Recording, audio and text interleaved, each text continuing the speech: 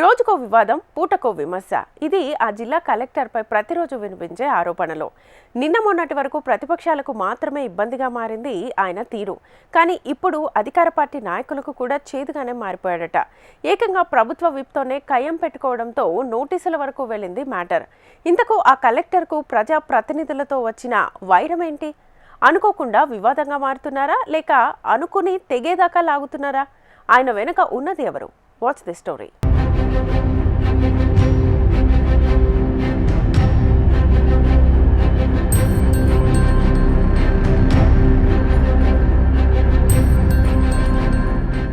రాజన్న సిరిసిల్ల జిల్లా కలెక్టర్ సందీప్ కుమార్ ఝా. ఈయన పేరు చెప్తే బీఆర్ఎస్ పార్టీ నాయకులకు బీపీ హై స్పీడ్లో పెరుగుతుంది. తమ పార్టీ వర్కింగ్ ప్రెసిడెంట్ కేటీఆర్కు ప్రోటోకాల్ పాటించకుండా అవమానపరిచారని, అలాగే సిరిసిల్ల బీఆర్ఎస్ కార్యకర్తల్ని వేధిస్తున్నారని, ఇలా రకరకాల ఆరోపణలు కలెక్టర్ సందీప్ కుమార్పై చేస్తున్నారు గులాబీ పార్టీ నాయకులు. అయితే ప్రతిపక్షాలు ఇంతలా గగ్గోలు పెడుతుంటే అధికార పార్టీ నాయకులు మాత్రం కలెక్టర్ సరిగ్గానే ఉన్నారులే అంటూ ఆ ఆరోపణలన్నీ కొట్టిపారేసేవారు. అఫ్కోర్స్ రాజకీయం అలానే ఉంటుంది మరి.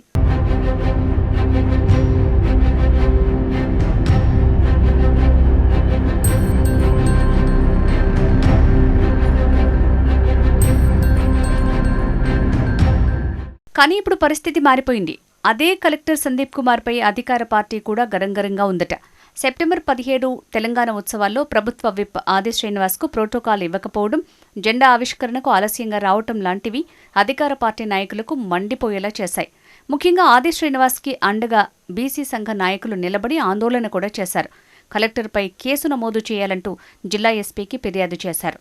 ఇదిలా ఉంటే జిల్లా కలెక్టర్ తీరుపై విప్ ఆది శ్రీనివాస్ కూడా తీవ్ర అసహనంతోనే ఉన్నారట.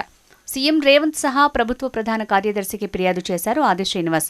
దీంతో కలెక్టర్ సందీప్ కుమార్ని ఈ ఇష్యూపై సోమవారం లోపు సంజాయిషీ ఇవ్వాలంటూ నోటీసులు ఇచ్చారట. నిన్నటి వరకు ఒక్క ప్రతిపక్షమే ఆయనపై మండిపడితే ఇప్పుడు అధికారంలో ఉన్న కాంగ్రెస్ నాయకులు కూడా ఫైర్ మీదున్నారట.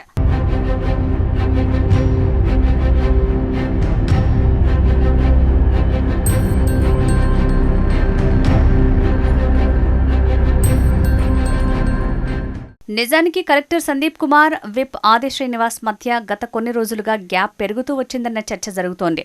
మరో నాయకుడితో టచ్లో ఉన్న కలెక్టర్ ప్రభుత్వ విప్గా ఉన్న ఆది శ్రీనివాస్ని కావాలనే లైట్ తీసుకుంటున్నారనే గుసగుసలు వినపడుతున్నాయట. అంతేకాదు సెప్టెంబర్ 17న కలెక్టర్ ఆలస్యంగా రావటం, విప్కి ప్రోటోకాల్ ప్రకారం ఆహ్వానం ఇవ్వకపోవడం లాంటివి జరుగుతాయని ఆది శ్రీనివాస్కి ముందు రోజు రాత్రే ఒక రహస్య వ్యక్తి చెప్పారట. ఆ వ్యక్తి చెప్పినట్టే కలెక్టర్ ఆలస్యంగా రావడం లాంటివి జరగడంతో కంగు తిన్నారట ఆది శ్రీనివాస్. కావాలనే ఇదంతా జరుగుతోందా అనే అనుమానాలు ఆది శ్రీనివాస్కి బలపడ్డాయట. అందుకే ఈ వివాదాన్ని జిల్లాలోనే వదిలేయకుండా సీఎం దాకా తీసుకువెళ్లారనే చర్చ జరుగుతోంది.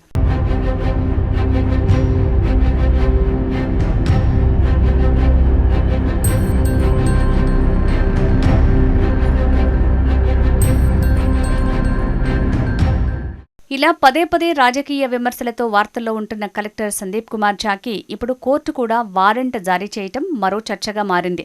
మిడ్ మానేరు నిర్వాసితుల్లోని ఓ కుటుంబానికి పరిహారం అందించడంలో ఆలస్యం అవడంతో కోర్టు ముందు హాజరు కావాలంటూ కలెక్టర్కి వారెంట్ జారీ చేసింది న్యాయస్థానం. ఓవైపు ప్రతిపక్షాలు, మరోవైపు అధికార పక్షం.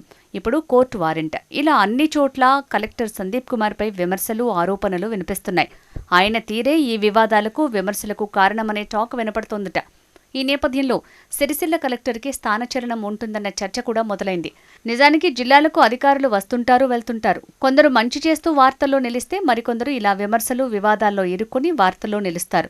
నిబంధనల మేరకు పనిచేస్తూ జిల్లా అభివృద్ధిలో ముఖ్య పాత్ర పోషించాల్సిన కలెక్టర్ ఇలా జిల్లా నాయకులతో వివాదాలు కొని తెచ్చుకోవడం ఏంటనే చర్చ జరుగుతోంది. మరి ఈ సారు వ్యవహారం ఇంకెన్ని మలుపులు తిరుగుతుందో వేచి చూడాలి.